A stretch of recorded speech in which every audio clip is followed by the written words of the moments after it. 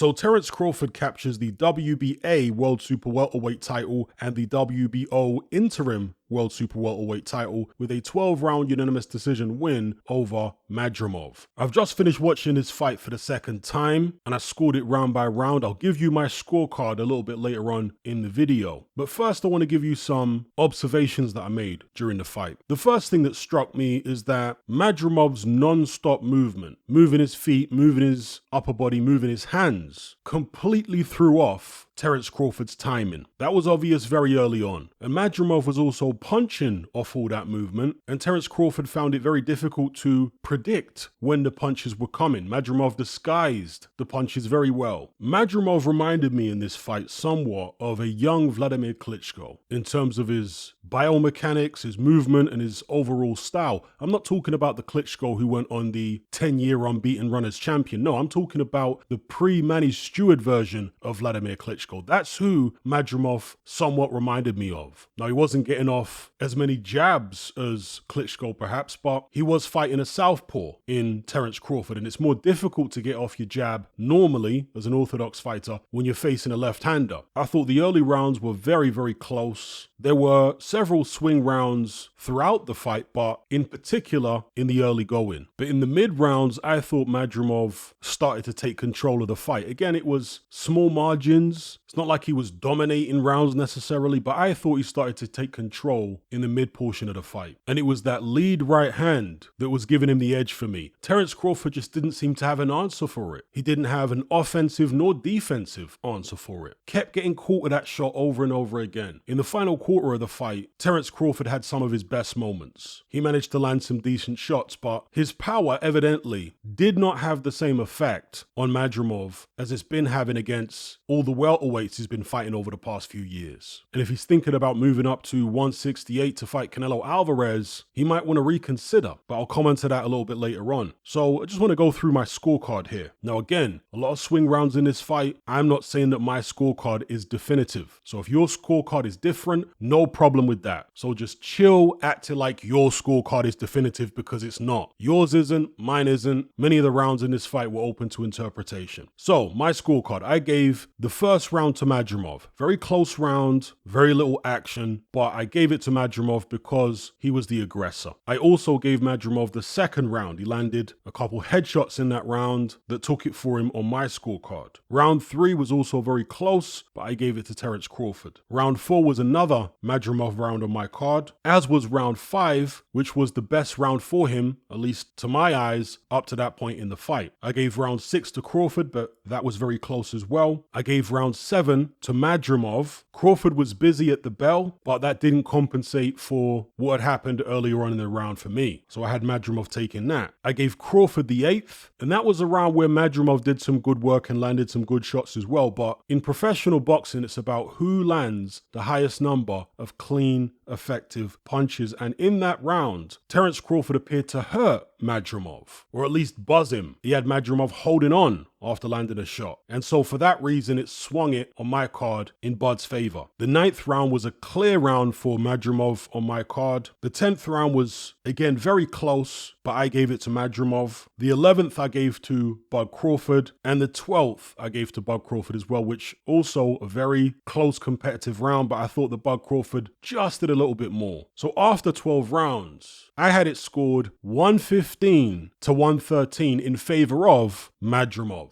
Yes, folks, I had Madrimov winning this fight. And this is why I always like to watch a fight back if it's really close or controversial. Pay close attention and score it with the sound turned off, which is what I did here. Watching the fight live, I wasn't scoring it round by round, but the impression I had by the end of the fight was that Crawford had just done enough. But as I say, watching it a second time, scoring it round by round, no, I thought Madrimov had done enough. 115, 113. Again, my scorecard, I'm not saying it's definitive. There was a lot of swing rounds. Now, moving forward, should Bud Crawford proceed to fight Canelo Alvarez? We know that Turki Al-Sheikh is interested in that fight. In terms of punching power, based on what we saw here against Madrimov, Crawford is really going to struggle to put a dent in Canelo Alvarez or to get his respect. It seems like it would be like trying to take down a tank with a pea shooter. With that being said, although Canelo is bigger older, presumably stronger, and certainly more experienced as a professional than Madrimov, almost certainly hits a lot harder as well, there are certain things that Madrimov does better than Canelo Alvarez. He certainly moves a lot more. Moves his feet, moves his hands, moves his head more often than Canelo does. Canelo does have good head movement, but it's sporadic. He's not constantly moving his head. He's not constantly moving his feet in and out of range, shuffling about. No. So I think Bud would find it easier to find his range and timing against Canelo, but he'd be in a lot more danger from the power of Canelo's punches. I think the best case scenario for Terence Crawford in that fight is it would turn out somewhat similar to Canelo Alvarez versus Erislandi Lara. Now, I thought that Lara was horrendously negative in the fight. I think he was hitting gloves a lot and looking slick, yes, but literally sprinting around the ring at times like Usain Bolt. There is a difference between boxing and running, and Erislandi Lara was definitely running in that fight. So at the very best for Terence Crawford, that is, in my mind's eye, he could expect a Lara versus Canelo performance. But of course, Lara is bigger than Terence Crawford. He's currently a middleweight champion. So maybe he wouldn't even do that well. And we're dealing with a better version of Canelo today, presumably, than the version who fought Erislandi Lara all those years ago. Now, Terence Crawford wants to shoot for greatness, but in my view, he lost this fight against Madrimov at 154. Are things really going to get better for him if he moves up to 160 or 168? Even if it's just for one fight, I have serious doubts. I was someone right from the very start who was advocating for Terence Crawford to stay at 147 and fight Boots Ennis. I thought that was the best fight to make for his legacy, in my estimation, because I do think Boots Ennis is going to go on to have a good career. And that win, if Crawford was able to get a win over Ennis, might age in a similar fashion to the way that Mayweather's win over Canelo aged. Not to say that Boots Ennis is going to go on to be as good as Canelo, but the more success he has in his career, if he were to lose to a Bud Crawford, the more success he has after that loss, the better it makes Bud Crawford's legacy look. So that's my take on things, people. I had Madrimov winning 115, 113. Give me your scorecards in the comment section below. And before I go, I just want to tell you about this week's exclusive boxing content. I've just uploaded this hour-long, in-depth film study of the Jared Anderson-Martin Bakole fight to my Patreon page, where I analyze the actual video footage and point out the mistakes that both guys made, as well as the things they did right, and ultimately the specific defensive errors which led to Anderson's defeat. If you want to access this video, along with hundreds of hours worth of other exclusive boxing content, as well as our members chat,